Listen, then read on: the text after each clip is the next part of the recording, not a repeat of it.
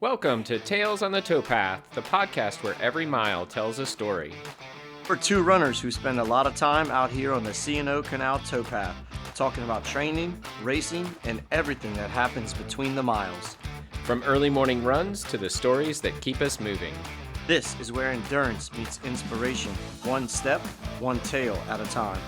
So lace up and join us on the path, because every trail has a story, and this one's ours. Welcome back, everybody. I'm Adam Lowe here on episode 16 with our second part of our February series, welcoming running couples. And I'm Chris Earl. And of course, tonight we have rejoining us this week, our special guest, Katie Lowe.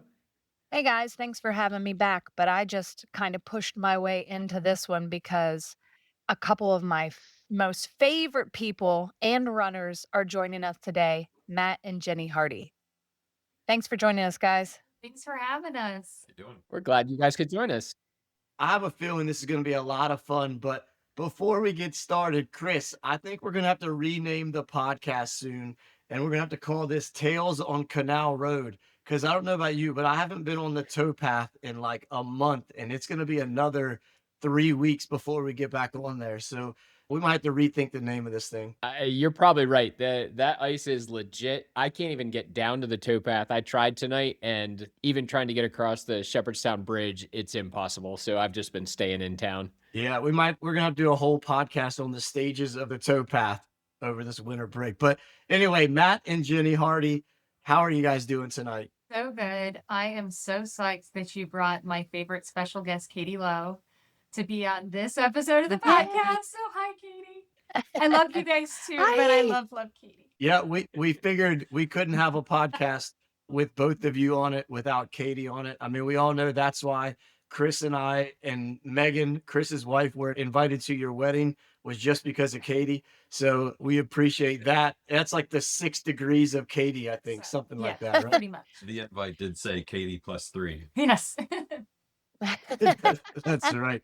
Well, why don't you guys tell us a little bit about how you got into running first, and then we'll kind of go into like how you guys have met, and we'll just continue from there. So Matt, do you want to get us started on how you got into running? Maybe how long you've been running, whatever you want to share about your running journey story. I wasn't really a runner for a long, long time. And I had some friends in high school. They were on the cross country team, and they were adamant about getting me on the team. So I guess it was my senior year, I signed up for cross country and kind of fell in love with it. I think I was on JV for the first few meets, and then the home meet, I was still on JV, and I won the JV race. I was never fast, like really fast, but I won my JV race, and just having everyone, my home team, all the kids from other clubs and everything were at school that day. The only race that my parents actually came out to, I came in first place, and just that feeling got me hooked on running. But I mean, after that year, I didn't really run much at all, just a couple 5Ks here and there, until maybe 20 years later, 30 years later, and I started doing some more like 10 milers and half marathons and things like that. I respect that, Matt. I like how you won that race, and you decided, hey, I'm going to go out on top. I'm just going to end my running journey with a victory. I like that. I also learned at that race, my shins were killing me, and my coach was like, "You're not even wearing running shoes. You're wearing cross trainers." I mean, I wasn't into running at all.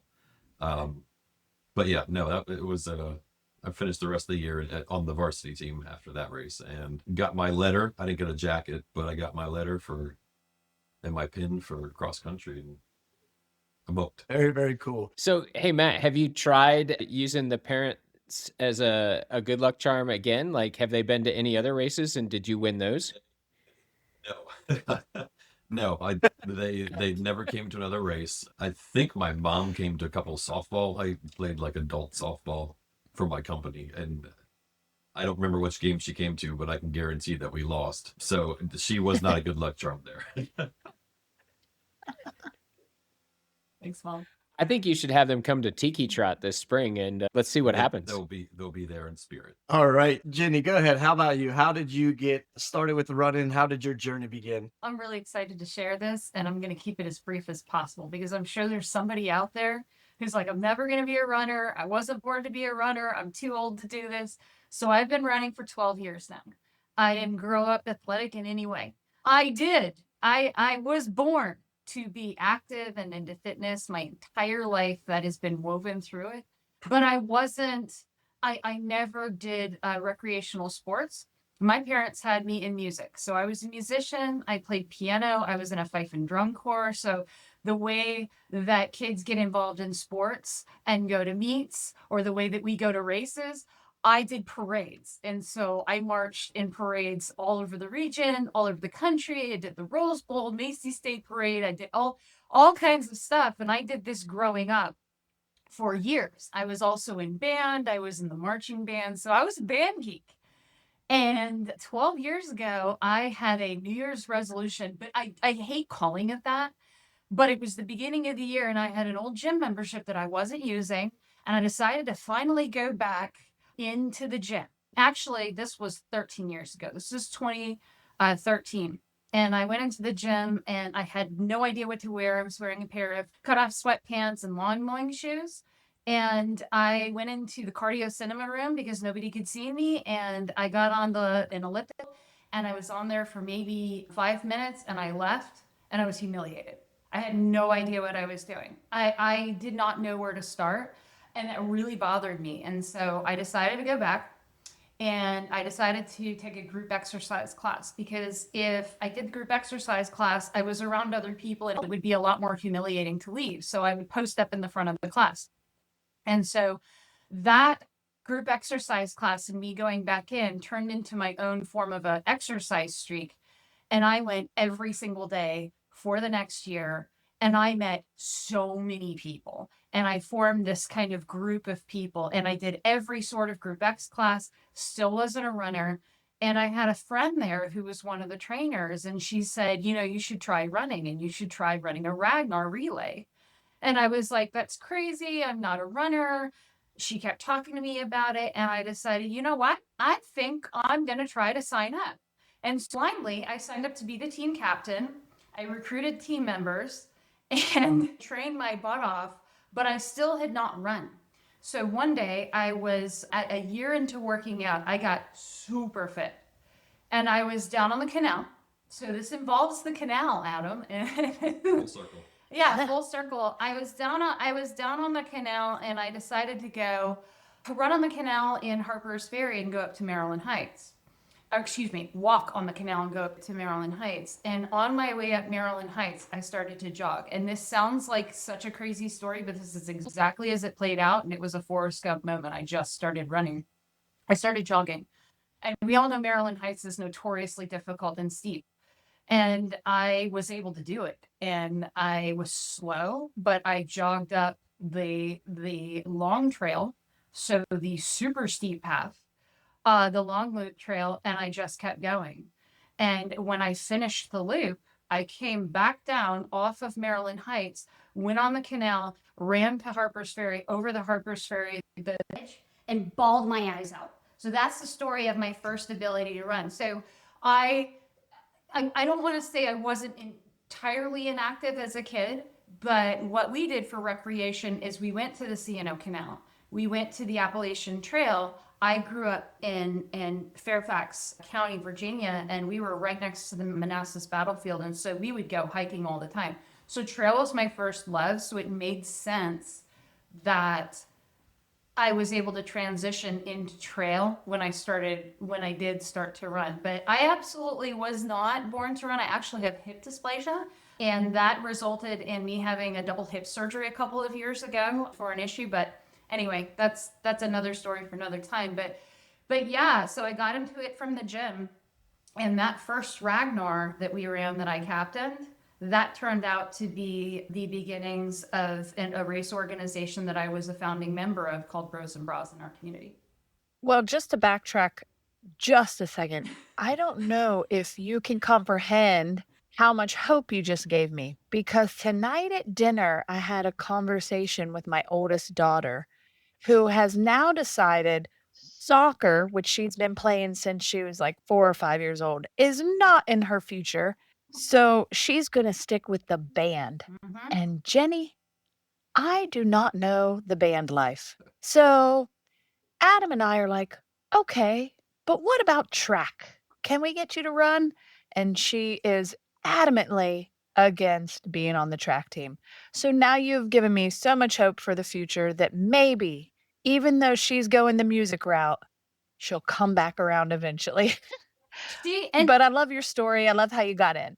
in band, and if you get into marching band, it is a lot of fun. Although I will say that our band instructor, so the only running I ever did in high school was when I'd get in trouble, and my band instructor would make me run a lap outside in the track because we were practicing on the field. So maybe she'll get a little bit of running if she doesn't behave. I know you don't want that, but yeah.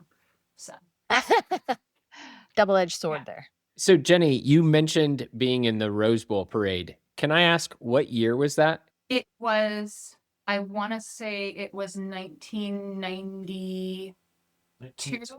Yeah, 1800, probably 1992 or 1993. Yeah. The reason I ask is because such a small world. My wife Megan was in the Rose Bowl parade in 1989, and so I was just like, "Is there any chance that you guys were there at the same time?" But it sounds like you missed by just a couple of years. So I really should go back and see how old I was because it may have been earlier. And that would be wild. And we took a cross country trip to get there because I was living here and it was amazing. Amazing experience. That's Yeah. so cool. Yeah, we'll have to Yeah, run that to yeah. ground. The only thing that I have is I just went through Strava and Garmin Connect all the way back to 2013, and I was not able to find your run up through Maryland Heights. So if it's not on Strava, it doesn't count. Like I didn't, Adam, I didn't have a watch. I didn't even have a smartwatch. I want to say until 4 or 5 years after I started running. So no, it doesn't exist. Yeah. It never happened. And by the way, I would not be able to do that today. I was a younger woman. I was 36 years old back then. I'm now 48. There's no way. That ship has sailed. Well, when did Strava come out? I think I started using it in 2018, so probably maybe a year before that. Yeah, I definitely didn't have Strava or a GPS watch until I met Adam. And so Yeah. that was 19 or 20. So Yeah. Yeah. First order of business was to get Katie off of Map My Run and onto Strava. Had was on to that do too, that. All right, Katie. enough of that. that is a true And I had a story. Fitbit. True story. I also had a Fitbit.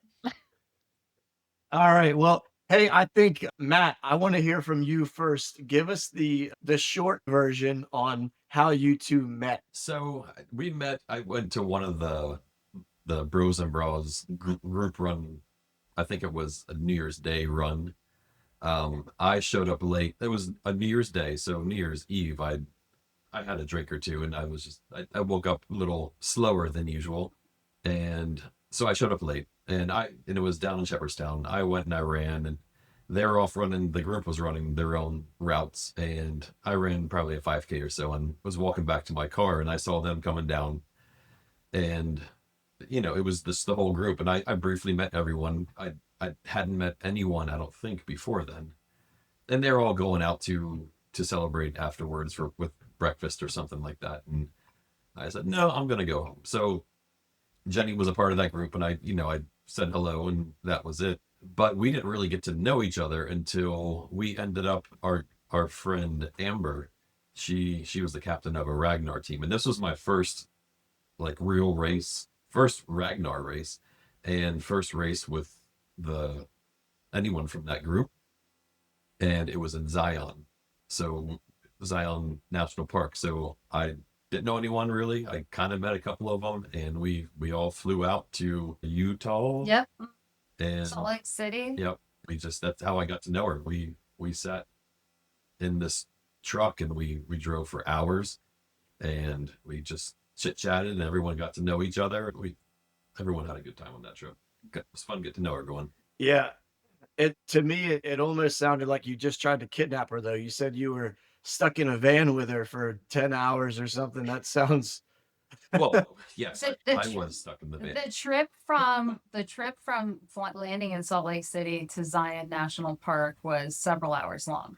And so we just happened to sit next to each other. And I that's the first time I had ever spoken to him. And but mind you, the first time all of us had met Matt was a long time before that when he came to the New Year's run. So like I had never spoken to him. So we had nothing but time to just kind of talk with them. I'm sure it was obnoxious, but yeah, it was just a really great conversation Everyone in the back seat, the back seat had fallen asleep.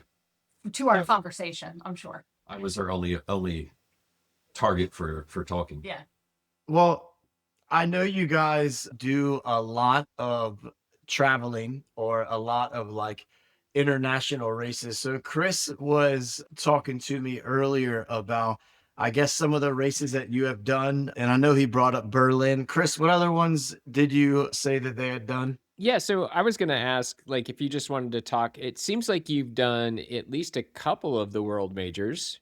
Is that something that you're hoping to complete, or tell us about that a little bit? So the first international marathon that I did was Scotland. I did it in Edinburgh, and I had come seconds. I think it was 11 seconds away from Boston qualifying at that race. And by the way, my first time Boston qualifying. And it was a little bit of a heartbreak. But to answer your question, we've only run one of the majors, but we do intend to run all of the majors. So Berlin was our first major. Last year, we put in for the lottery, and I put in for the lottery before, didn't get in. We did it as a group lottery, which you can do in Berlin. And if three people, one person can register a team of three. And if one person gets in, all three get in. So we got in, the two of us with our friend Shelly. And it was an absolutely incredible experience. I had done a lot of large marathons or large races. This was, I think, 60,000 people for the full weekend. Or no, it may have been less. I may be thinking Marine Corps this year. Yeah, and it was on Berlin. It was one of the most historically warmest days of Berlin, and so we put all of this effort in throughout the year. It was an absolutely incredible training season. Get to Berlin. It is about it's high 70s, low 80s, and rising, and nothing but humidity. But I was there to run with my good friend Harry Styles. So it was worth it for me because Harry and I ran together. He ran a good Adam time. No, I'm kidding. He ran an Adam time and I ran a Jenny time. I think we all were impressed by Harry Styles' It was time, because incredible. I know I personally had no idea he had that capability in him. So Do you remember what the time was? It was 250 something? uh 252 or Ye- something like that? I don't remember, something but like that. It was good. It was something I aspire to, for sure. Maybe you all will see him in Boston. I guess I was confused then, Jenny. So only Berlin, but you guys have done several destination marathons, right? Yes. So Ragnar alone, the Ragnar series, I'm a two-time immortal, which means that you do at least 12 Ragnars in the calendar year. I've done 15 and I think 14 was my first year. And that's traveling all over the country in 1 year, which was insane. So there were months where you were doing 3 in a month and you were just turning around, getting home, getting back on a plane. And all of these are team events. So you have to show up for each other. So we did a lot of that stuff together. And in fact, our relationship was very much based on traveling and running together. So we did that Zion race, but also that was the year that I was chasing Immortal for the second year. And Matt decided to captain my team for Ragnar Trail, Arizona, which is absolutely magnificent. No, We, that was Florida. excuse me, Florida. We traveled out to Ragnar Trail, Arizona for Amber, our friend Amber Laskowski, who was getting her Immortal, and that's where she got her medal. And the medals that you get are huge. It's incredible. And then Matt captained the race that would be my Immortal race. So that was my 15th race of the year down in Alafaya State Park in Florida. And that was going to be her second time back to back Immortals, right? Yeah, back-to-back Immortals. So I named the team Baby Got Back to Back. Yeah. So just signifying or just for showing that she's gotten 2 back-to-back Immortals. But Chris, I want to share with you kind of how we got together, because this is it's gonna resonate with you because of the race that you just did. So we traveled as a group, and it wasn't abnormal for this group to go, I've been all over the country with different teammates from Bros and Bras. And I even went to Edinburgh, Scotland with a group too. So it was a big group that went to run the Edinburgh Marathon. And so 2023 was the year that we actually got together, but it was such a slow summer because we were friends for so long. In January 2023, we decided to run the Key West Half Marathon. And absolutely incredible experience. So 2023 was the year that I crushed all races, and it started with the Key West Half, where I set and I still haven't beaten it, my half marathon PR. And I placed, and I was feeling so good, and all of us were down there as a group for the race. And then we go to the airport to leave, and I was getting snacks, and we missed our flight. She got snacks, and then we went to the bathroom, and then we had to stop again to get more snacks, and that's when we missed our flight.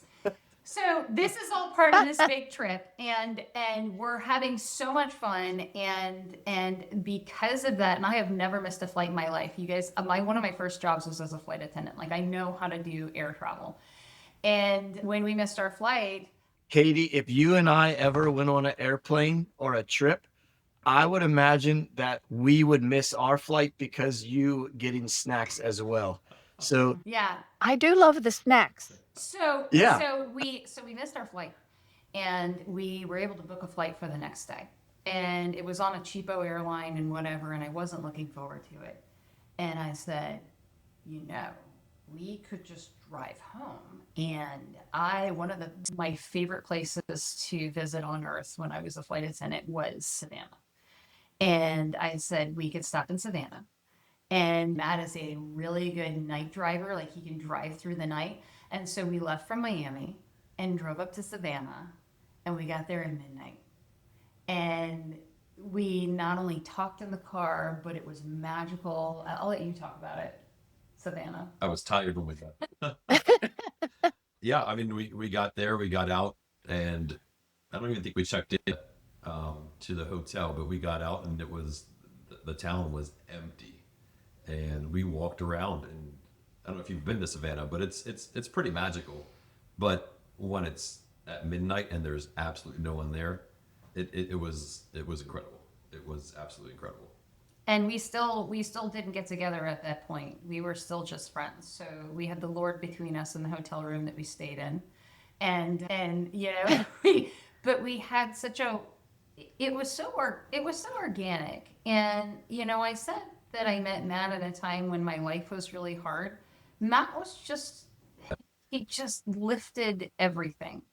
And it was fun again. Life was fun again. And we could share in all of these experiences together. And I think that because of those early experiences with us traveling together, travel has always been a huge destination races, and destinations in general have always been a huge part of who we are together. It just exploration. So to answer your question, yes, we've traveled a bunch. We did Honolulu.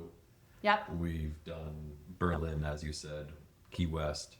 I feel like we've done some other ones that were further out. You've done a lot of Ragnars. I've done 45, Yeah. So traveling everywhere. Yeah. I mean, it's and for those who might not be familiar with that type of race format, it's a really great way to kind of get out and see the country. First of all, I would recommend destination races to anybody because it's a great excuse to travel. Yes, there are a lot of people that say you could just travel and not run. I love the experience of having something unique, seeing a city. You see things when you're running through a city that normal people don't get to see. It's like a touristy, it's an amazing thing to be able to do. Do you have an idea of what destination you want to do? I know from talking to you that this year's kind of more local year for you guys, maybe. But do you have one that you really want to go do coming up next? Like, what destination would you want to do next? What'd you say? I'm just here for the ride. So we put in for Chicago this year and didn't get in. And so that was going to be the next one on the list. Like we wanted to check the boxes for the majors in the United States, but truly, honestly, for me, Tokyo's high on my list. I cannot wait to. I cannot. I don't mind taking those big, giant trips. You know what it is? I think it's because when I grew up, being in the parade group, I got to have a lot of really cool experiences. But I didn't take my first flight until I was a flight attendant. And I became a flight attendant. I'm not in that career field anymore, but I became a flight attendant because I wanted to explore. And running scratches that itch for me. It takes us around and that we get to share that experience together. And I was just thinking, I think the only trip we've taken together where we haven't run was to Switzerland. Where we got engaged. We got engaged in the Swiss Alps on a mountain. It was incredible. But every other vacation or trip has been a run. Yeah. So when you guys go on these destination, is that how you say that? Destination. Don't edit that. That's good stuff right there. When you Atomism, #Atomism. When you guys go on these races, do you run together, or is it like Matt's on his own, Jenny's on her own, and then I'll see you at the finish line? Yeah, that's usually what it is. Well, B, it's you because she's typically faster than I am, and we run a lot together. But I find when I really want to focus, we run at different. She's better on hills. I don't know who's better on what, but she'd be better on certain things, and I'm better on other things. My energy comes in ebbs and flows, and sometimes I want to walk, or sometimes she wants to walk, and I want to. I don't walk. There are certain times where I want to go faster, or she wants to go faster, and if it's a race day, I say let's just go ahead and I'll see you at the end. We'll celebrate.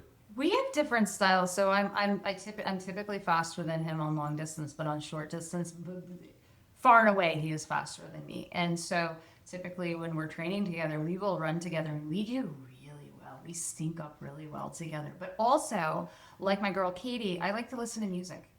I like to get lost in myself. I know that there's two camps here with, Adam, I know you don't like to listen to music. Katie, you like to listen to music.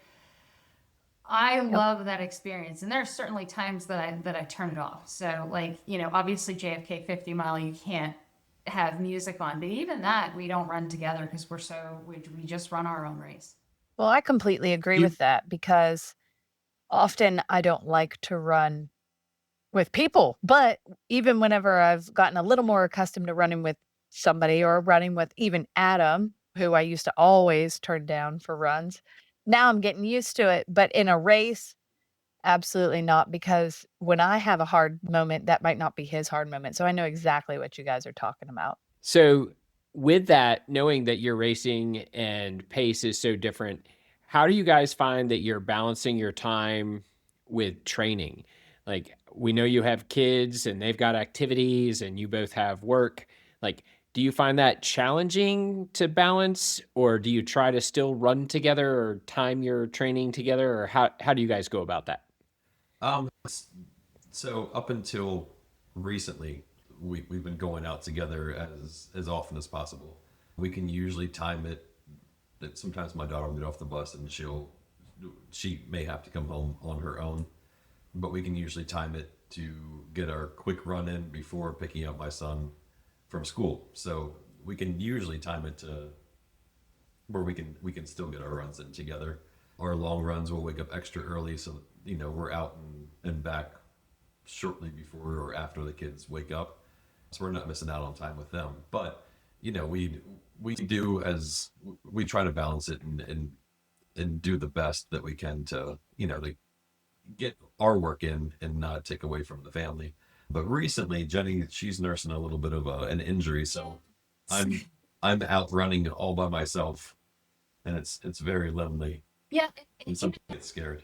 Yes, of course he does get scared. He has to follow Adam's plan. But we prioritize it, and we figure out the time. So wellness has been my passion my entire life. And so there are certain things that I prioritize that I think when I prioritize, I love listening to Fogel's episode because he said this perfectly, that he shows up better for his family because he shows up for himself. And, I loved his point where he talked about, nobody gives anybody crap for sitting on the couch and scrolling on their phone, but they give you crap for going out and going on a long run. Boy, don't we all feel that as runners. We all feel guilt that we're neglecting a part of our lives to go out and do what we need to do. This stuff is important, and our kids are watching. And so we 100% prioritize it. I make no apologies for that. And not only prioritizing that, prioritizing nutrition, sleep. So some of the things, the prioritizing has meant that we're doing it later on versus earlier. Because I used to be an early riser, and now that I'm getting older and, going through navigating perimenopause, sleep has become more of a priority for me. So I don't think we have ever had the conflict. And one of the beautiful things about being somebody who's also active is that they get it. We're not working against each other to take these priorities. So what I'm nursing recently is I have a stress fracture, which happens to us runners sometimes. And it was diagnosed late in the year, and it's a little bit of a setback. I've had other setbacks because I told you I was born with hip dysplasia and things like that. And so now I'm not running. Right now I'm focusing on a season in the lab. I've got my head down. I'm excited about it. I'm not talking about it, but I'm doing the work. And so at the moment, our training schedule isn't together, but we still come together in health, and we're still prioritizing it with each other. If that makes sense, it's still very much in the same way of what we would do when we would run together. We still talk about it. We still very often meet down at the exercise room, and she's doing her thing, and I'm on the treadmill or doing something else down there. And I'm really proud of that. Whether Matt's kids, because I'm a stepmom now, whether Matt's kids choose to become active in their lifestyle or not, I want to set the example, and I want to be older and be able to get up off the floor and to be able to function and to be able to age gracefully. You can't take anything for granted. And now at 48, those extra things, the non-sexy things that are actually pretty sexy, matter. Weight training, nutrition, all of it matters. Why are you on the floor when you're older? Katie gets it. Yeah. Heck yeah, I do. Well, it just sounds so like to me, you guys have that nice setup in your basement for working out, but now you don't have to argue over who gets on the treadmill at what time. Unless I'm walking. I'm just doing the side walking. So I'll be back to running in a couple of months, and then we're going to In have due some big time. goals. Because I think, in the fall, we always look for JFK 50 as the mainstay. Yeah, I think you're so right. Taking care of doing the little things, like you said, the things that weren't sexy when we were younger, the flexibility, the strength training. I mean, it does make a huge difference. I mean, I feel it every time I get in and out of my car, right? Like, especially after a long run, I'm having to use my hands to lift my leg because my hip flexors don't want to work. Like, that's my reminder. I need to go do some strength training. And the other thing is, going through a season, if anybody's in through a season of injury, a lot of us go through that. Running has given me so much success in my life and things that I never thought I could do. But running more than anything taught me how to fail and taught me how to get back up from failure. Because I'm a middle packer. Sometimes I'm closer to like the first quarter, whatever, But it's, I'm average, right? But it has taught me to be humble, keep trying, keep showing up to work. Again, going back to Fogel's episode, he talked a lot about this. And I think no matter where you're at pace-wise, it conveys. It's the same. And so going through that and those things that matter, the reason this season isn't hard for me right now is because I've run through seasons where I had 22-mile days running through Antietam with ice hitting me in the face, and the wind and the terrible days, like the day that Chris, you talked about going out with Luke on the last day of your challenge. And I know the weather that day because Matt was procrastinating going out. those are the things that make us stronger and say, you know, that's what makes this all worth it. You're gonna call me out like that. He didn't go with you. He didn't go with you because he was procrastinating. He may have spent too much time in New York, Manhattan, maybe the night before. A little bit Manhattan. Manhattan, as we call it. Yeah. Manhattan. I Manhattan. like that. All right. Well, I want to ask you guys a question, and then I'm going to give you my own answer to my own question. So, what has been your favorite race that you have done? What would you say? You don't have to have the same answer.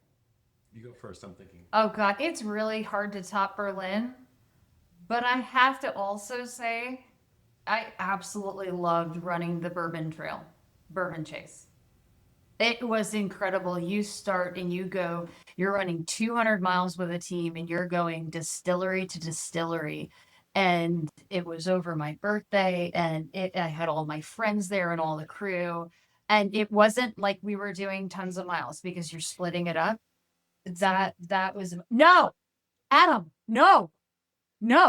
My favorite race is when I actually Boston qualified at your race in Lock to Block 2023. That's the answer we were looking for. Yeah. Oh my God. What would you say? I would say Tiki Trot. Yeah. No, yes, Tiki Trot is very much. This is not a paid promotion. It's very much fun. The whole experience that came along with running Berlin, even the 5K before, because I didn't end up passing out after the 5K, but you know, just going to Berlin, walking up to that start line together at Brandenburg Gate and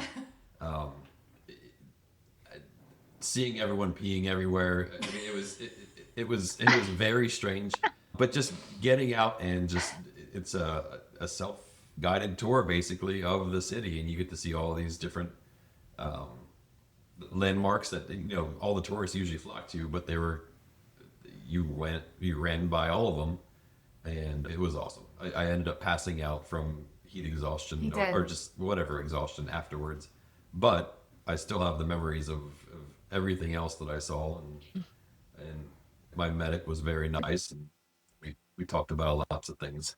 Running international is wild. Running international in a country that speaks another language tells you how universal running is. It is. I can't explain it. Now that we've run internationally, it is just its own. It's so special. Everyone claps the same where you are. Berlin crowd support. So they put your name on the bibs. And I don't know if they do this for other majors. I don't know if they do this for Boston, but they put your name on the bibs. So through the entire course, people are yelling your name in their German accents. It was amazing. Well, before I tell you my favorite race or race experience, I want to let the listeners know a little bit that when you mentioned the 200-mile bourbon run, I think Chris's eyes popped out of his head. Yes. And he looked so excited about doing that. So I'm sure he's already Googled it and signed up for next year. And I think he's going to do the whole relay by himself. So some do. And I have already talked about making another team and maybe doing it ultra. Oh, keep me in mind. Me too. So one of my favorite races that I've been to, and I'm not just saying this, but I want you guys to talk about it a little bit, was the Hardy Day 5K. So I thought that was a really, really cool idea that you guys did. And, you know, I'll let you speak on it a little bit more, but I know you have a ton of family and friends around you that support you guys, and not everybody could attend the wedding. So you came up with an idea for a 5K. So kind of talk us through like the planning for that and maybe how the idea came about and just that like sense of community you guys got from that. Oh yeah, I mean, obviously we have just through the running community, we know lots of people and have so many good friends, good relationships with so many people here. And it was a small venue. We invited as many people as we could. In the winter, they only allow so many people. So even if we wanted to, we couldn't invite more people. But all of our friends, all of our family, everyone that could read my Facebook post was invited to the Hardy Day 5K. And it was just a 5K that we put on the morning of our wedding. and it wasn't anything super big. We got shirts made, and it was on the towpath. We found the biggest parking lot that we could find, just in case lots and lots and lots of people showed up. We were prepared for lots of people. We had coffee and donuts, and we had shirts, and Tulo Runco came through and got us bibs.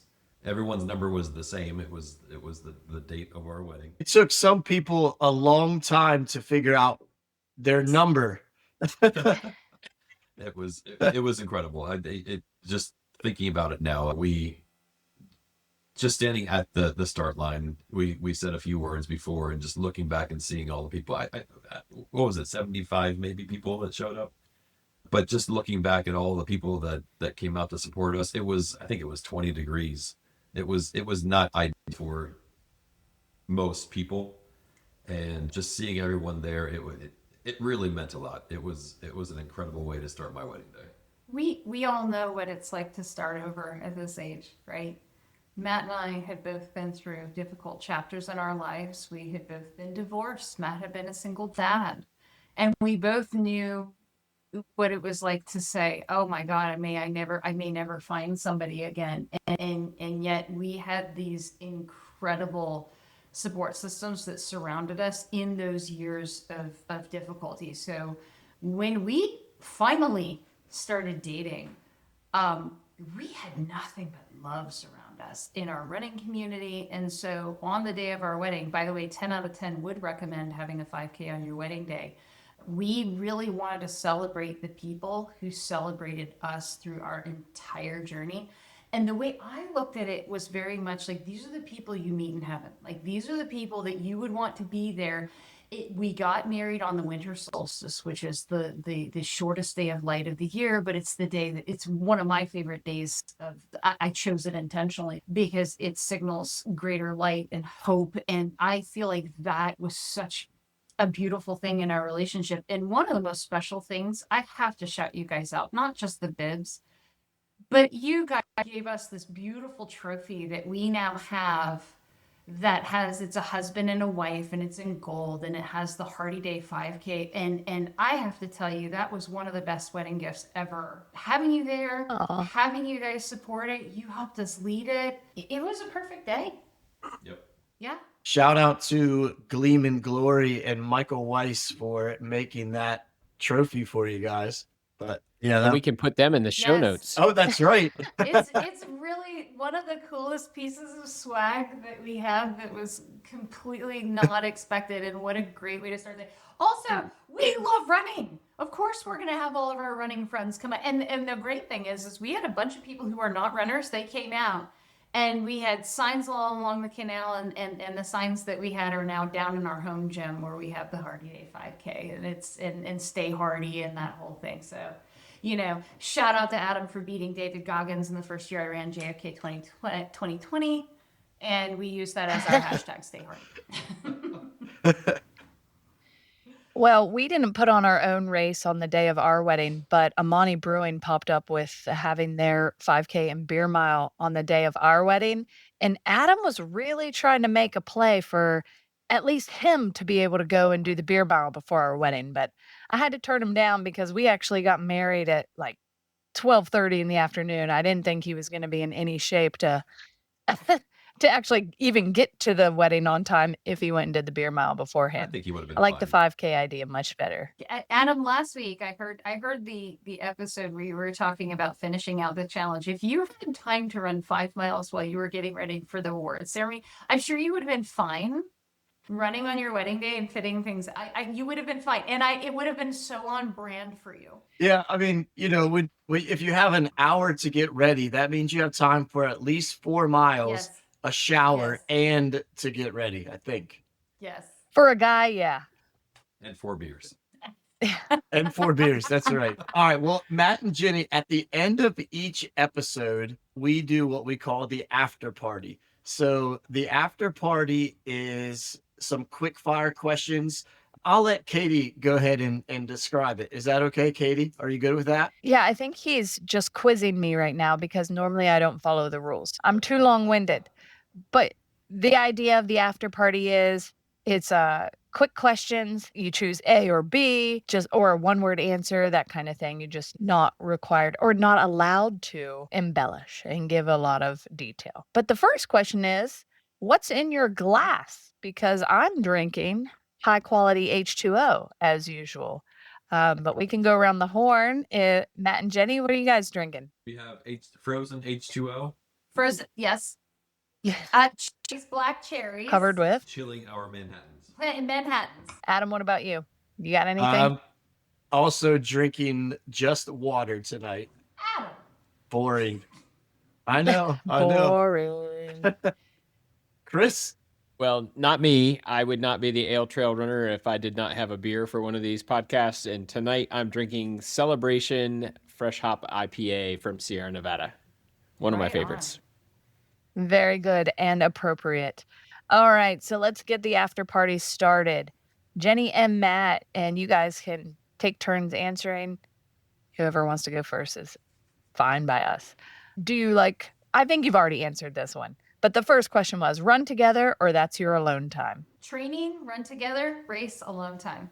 Correct. All right, roads or trail? I'm horrible on trail. I love trail. I am horrible on trail. I prefer the road. Favorite race distance? 13.1. 1 mile. Streak saver. Okay, hills or headwind? Hills. Hills. What sneakers do you keep buying again and again? Listen, I know we could do a whole podcast about this. Yes, you should see my closet, but my latest kick is the Adizeros, and then I also wear the Pros, Adidas. I do the Speed 4s, the Hyperion Max. So Sauconys for you. So Saucony and Brooks. Okay, morning run or night run? Prefer morning, typically only get it done at night. Matching race kits, cute or cringe? Cute. Cringe. Cute! Have you seen me? Have you seen me? I could have predicted those answers. Who signs up for the race first? Me. Matt. And the last one, who does more talking when you're running together? You know what? This is probably the exact opposite of what I was thinking. It usually is me. I go into my head, Matt. And she has headphones on, so I'm talking to myself. Yep. And then I start speeding up, and then I run away from him. My automatic answer was you. Shocker, but But Matt. yeah, no, it's Yeah. me. That's funny because Adam has to talk while I'm secretly dying. Same. Katie? Well, fighting for my life at least. Yes, I just cannot. I cannot. It's for as much as I talk in real life when I run, that's a good way to shut me up. You guys did a really good job with that. Yeah, they did. There was after question 2, I almost had to remind Matt of the rules, but he pulled it back in there and he answered the question pretty good. What was So- the question too? You did the one-word answer. Yeah, I'm good at that. Well, guys, this has been a lot of fun. You know, Chris mentioned earlier how sometimes Tuesdays can be pretty stressful, but once we get on the podcast, it's a lot of fun. And I don't think I've laughed or smiled this much at all today. So it's always really cool to come on here and talk to people about running and life and just to enjoy the conversation. So we really appreciate you guys taking the time out of your night to be with us. And hopefully one day soon we'll get back on the towpath. Yes, hopefully. Hopefully. Thank you so much for having us, and thank you for all you do for us in the community. And Katie, I love your friendship, so thank you. Yeah, I love you guys so much. And Chris, I love your friendships. Thank you. We love you too. We appreciate you, Matt. Matt, wait, before we go, Matt, how's your coach doing? Is he doing okay? He had speed work for me today, which I wasn't real happy about, but he's doing okay. All right, perfect. All right, we'll see you guys on the next episode of Tales on the Towpath. Next week, Chris, what do we got? Next week, we have the third in our 4-part series. We're going to have Bruce and Adrian Wren come on and talk to us about their running experience. So it's going to be a lot of fun. Excellent. Katie, you going to join us? I wouldn't miss it. All right, we'll see you guys next week. Thank you. Bye. That's all for today's episode of Tales on the Towpath. Thanks for joining us on another run down memory lane and along the C&O. If you've enjoyed the show, be sure to follow, share it with a friend, and leave us a review. Until next time, keep your pace steady and your stories flowing.